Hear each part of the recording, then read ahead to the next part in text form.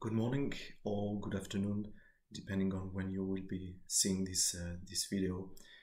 First of all, I would like to say it's a pleasure to be participating in this conference, although remotely. And I would like to thank Team YAYBİR and YAYBİR for inviting my federation to give a short intervention at this very interesting event. My name is Pierre Lesburguéres and I work at the International Federation of Reproduction Rights Organizations, IFRRO, which is the global trade body for the collective management organizations in the text and image sector. We have 106 of these collective management organizations as members. Of course, Team YAYBİR and YAYBİR are two of them. And we also have as members what we call creator or publisher associations, which are, for instance, the Federation of European Publishers or the International Publishers Associations, altogether making 156 members in more than 80 countries around the world. And with this short intervention, what I would like to do is to address briefly three issues. The first one is the impact of the pandemic on the online piracy of books. The second is the role of government in helping CMOs and the creative industries tackle this online piracy.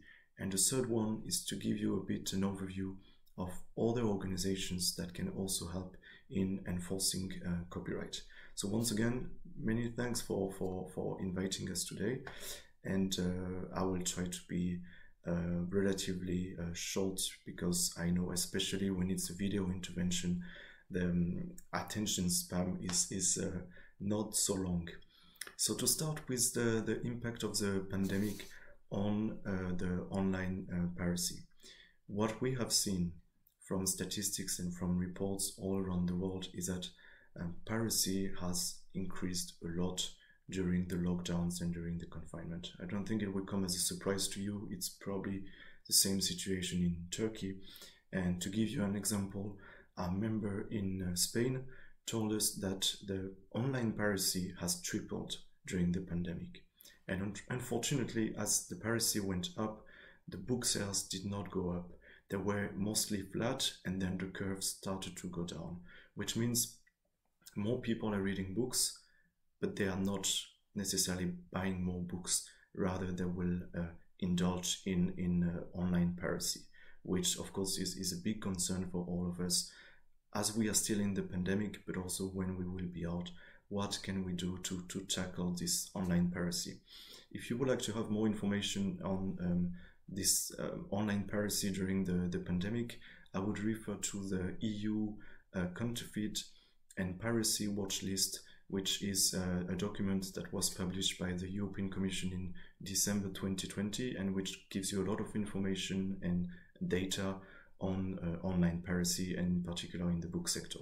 So the main idea and the main point really is that online piracy is going up, and we need to find new ways to tackle this problem, because it will not go away. And as bookstores remained closed or are still closed in some countries, the book sales will never make up for all the lost sales due to piracy.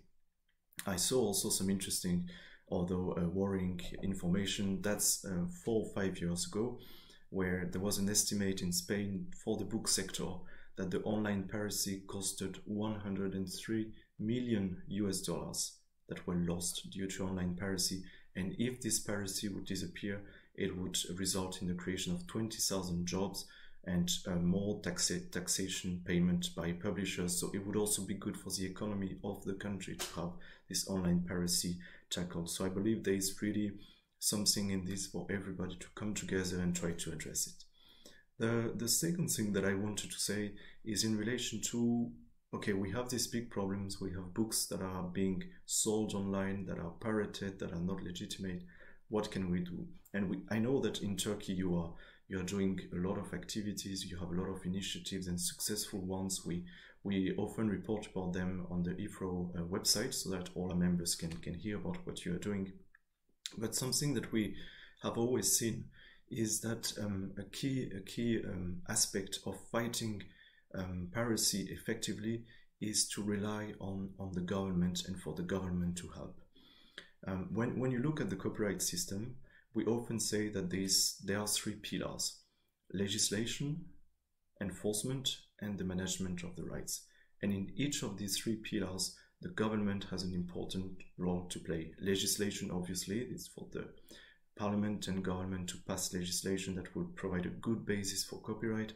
Management, it's either individual management of copyright by the publishers and the authors, and through a CMO like Editing YAYBİR and YAYBİR. And here the government can help by facilitating the discussions that you are having with universities or with companies to offer them licenses and receive a payment for the use of your works. And enforcement is the primary role of the government. The government has the monopoly of the force, the government has police departments, and what we really see is that when you get all of these working together effectively, the CMOs, the authors and the publishers, the executive branch, the intellectual property office, and the police and the judiciary, when they work very closely together, that's how you can better enforce the rights.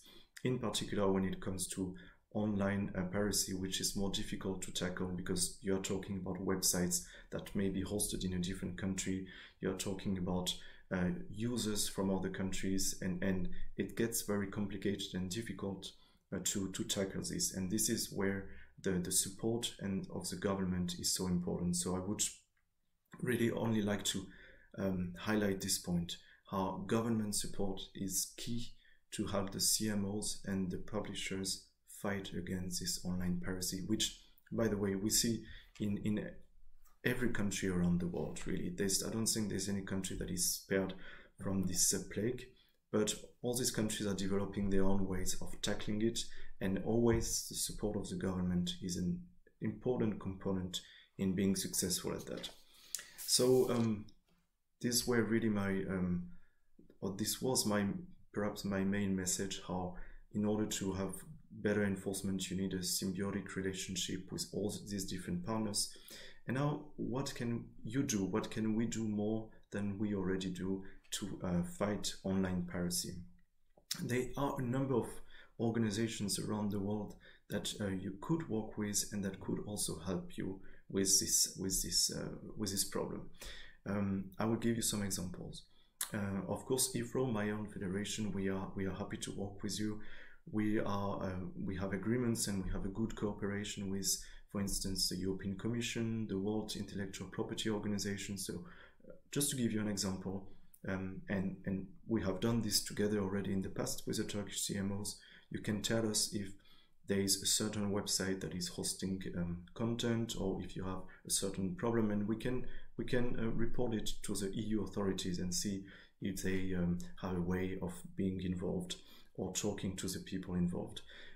You have also institutions at the European Union level, like the European Observatory on IPR infringement, which are also tracking illegal trade of books and have some interesting information and advice that they could give to you if you want to talk to them.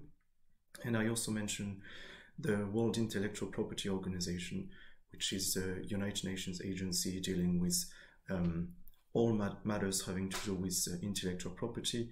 And they have, for instance, they have an advisory committee on enforcement that is working on enforcement issues.